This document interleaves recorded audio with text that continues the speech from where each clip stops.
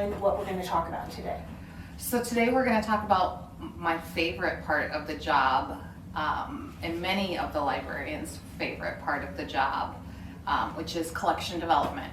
And collection development is kind of a science and an art, I would say, because all of us at the library who work on this have our master's in library science degree, and it is something, we study this. This is something that we've taken classes on, and it's literally just managing all of our items we have available, all of our resources we have available to our patrons. And there's a lot more that goes into it than probably what most people know. I bet. So I always wonder what you librarian types did in college. So tell us about the collection. Okay. So collection development or management basically entails buying books and other resources for the library. But on top of that, there's a lot of nuance that goes into it. So we also have to make sure we have enough space for all of those new things. So we have to weed our older items, and we often get people who hate the fact that we get rid of old things, but we will not have room for new things if we don't. So we have over 42,000 books and materials in this library that people can check out, and some of these shelves you would notice are quite full already. So to be able to bring in new items, we have to constantly be getting rid of older items. Now, are those older items things that would end up on the book sales?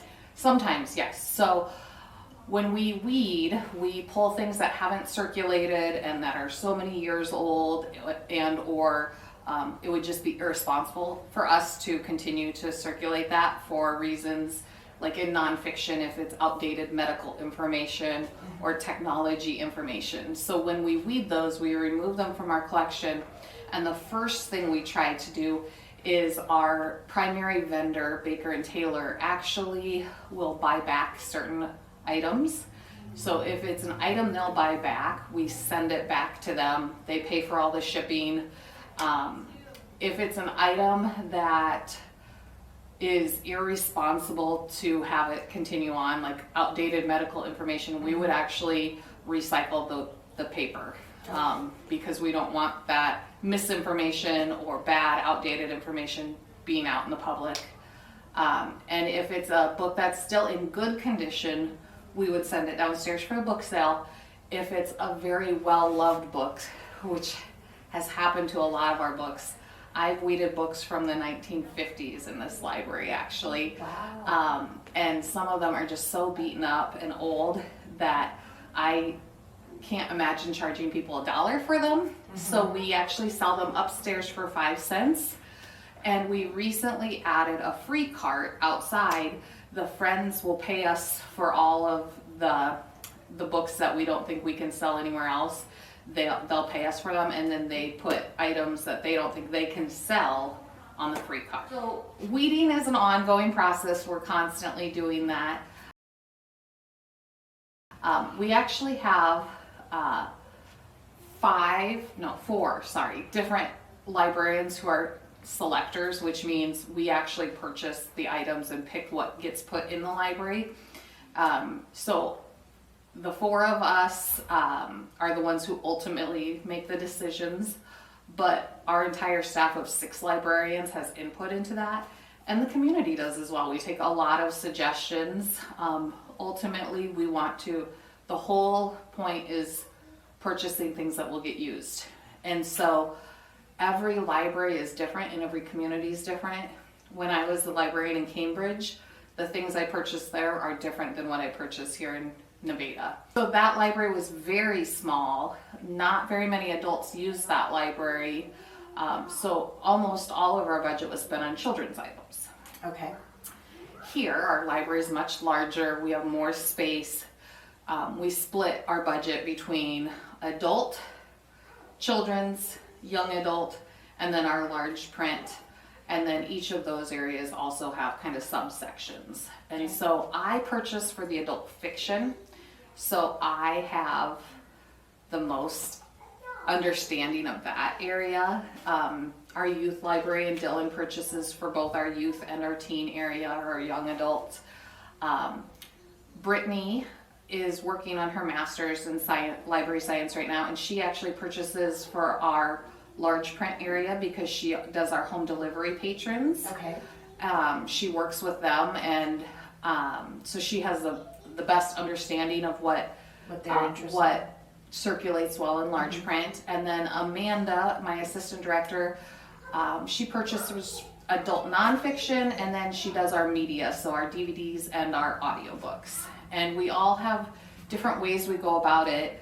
But in adult fiction, the first step is knowing what's going to be coming out. We have one main vendor we use, Baker and Taylor. The state has a contract with them where all the public libraries get a very good discount off the manufacturer sticker price. So we try to purchase as much as we can through them because we get the best deals. And then we get all these magazines that come to us monthly. We get emails, and we are members of different review sites, so we can see what's going to be coming out and read reviews of all these books. And in any given month, there's hundreds, if not thousands, of books being published. That kind of is crazy. It is. And so we obviously each have our own budget for our area, and then we divide that out by however many months are in the year, and try to make the best choices for what we think our patrons will like. Do patrons ever recommend books that they want? Patrons do all the time, which is wonderful. We put in requests, and you can do it yourself online. In our catalog, there is a little blue box that says, "Are we missing something? Let us know." Our website also has a form you can fill out, or you can just send us an email or call us up or come visit us. We can't buy everything that gets recommended or requested, but we can purchase as much as it fits our policy. We do have a material selection policy, which has a lot of criteria, but the main thing it comes down to is, does it fit our budget, and will enough other people want this book? If we can't purchase it, we can try to get it through interlibrary loan, which is a great option for older items. Anything published within the past year, generally we can't get through interlibrary loan. So if it's a new item, we're more likely to purchase it because we can't get it any other way. But again, it very much depends on if other people will check it out. You explained most of the things you wanted to talk about. So I haven't really gotten into the adult fiction. If you want me to, I can. Yeah, go ahead. So in adult fiction, I actually keep a spreadsheet of what all I order. And this is the first year I've been doing this because it's taken me a while to kind of get used to things. And we have a vast majority of our readers here are like mystery and thriller readers here. Okay, I was going to ask you what the most common thing is in your data. About 50% of the books I've purchased for adult fiction have been the mystery and thriller genre. Speculative fiction, which would include science fiction, fantasy, horror, those things. We have far fewer readers. We only have about 9% purchases for those. And then like Christian fiction, which is like more clean romance or clean thrillers. It's interesting, we have quite a few of those readers, but a lot of them read the large print. So if you looked at what Brittany buys for the large print, the genres would be different. Okay. And the percentages would be. Is it, if you're buying it in large print, are you not going to buy it in the other? Not necessarily. Okay. Certain authors we buy both. James Patterson, we actually get every new book that's an adult fiction book that he writes, it automatically gets sent. David Baldacci, we get 2 of his. John Grisham, 1 of his. The really popular authors we get in both large print and regular print. Not everything is printed in large print.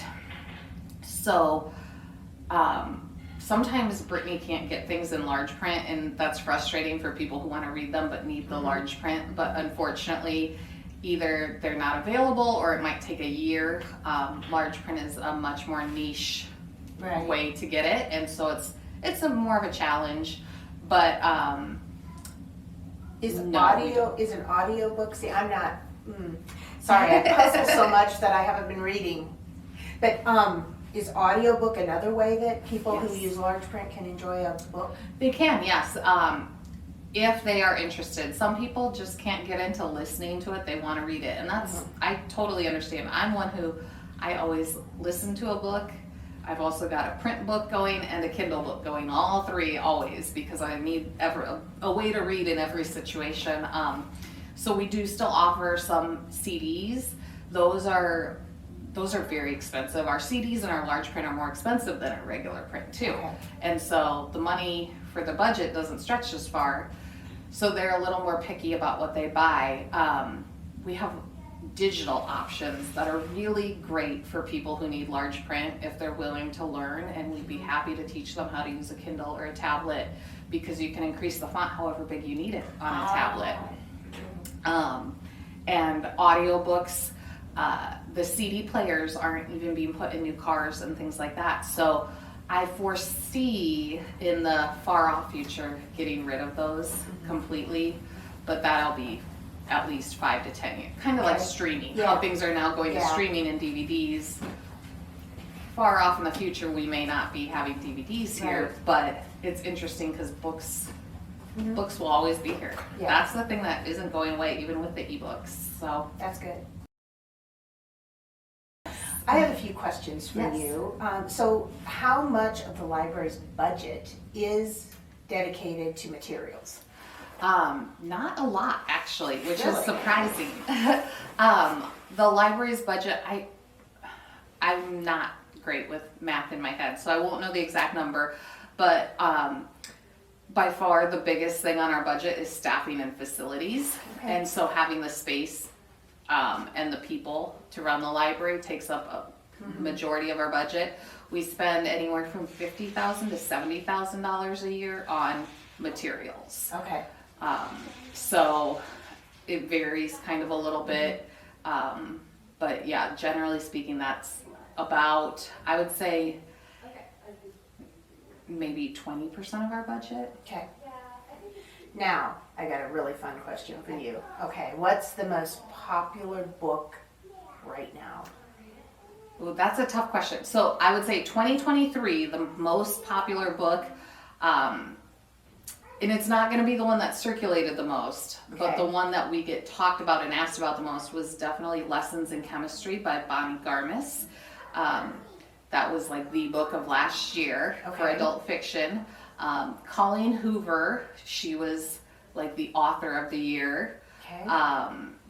But she had so many books that had been self-published before that then came to be reprinted because she got so popular because of Book Talk. Yes. And so her circulations were spread out over more books, but Lessons in Chemistry was the one single title that, Okay. and that was adapted to be an Apple TV show, I believe. So I think a lot of people are hearing about it. I've heard of that. Yep. Yes. Yes. Okay. What's most popular in the children's realm? Oh, that would be really tough. I would guess if we're talking, the children's area has lots of different sections too. So there's early readers for those kids who are learning. There's the picture books. Graphic novels are insanely popular right now. And I would say there's so many different series that are popular, but Dog Man is incredibly popular. The Bad Kids series has started to become really popular. Okay. Wings of Fire is really popular. There's a lot of great graphic novels, and I would say in general, just that whole collection is, we can't spend enough money on those, to be quite honest. Now, when the teen era, when my kids were in school, my daughter couldn't get enough of the vampire type books. What's popular in that young adult teen? Young adult is the hardest one to figure out because we have the least amount of circulations in the young adult area. And adults will also read YA books. I'm a huge YA fan. But right now, I would say this year it's been more of like the mystery and or romance books that have been more popular than like the dystopic or the vampire stuff that was all the craze back when I first started teaching, actually about 15 years ago, with Twilight and or Harry Potter or the Hunger Games series. You know, it was all this fantasy stuff. And now it's far more based in real fiction, but it's Right. romance or mystery. Okay.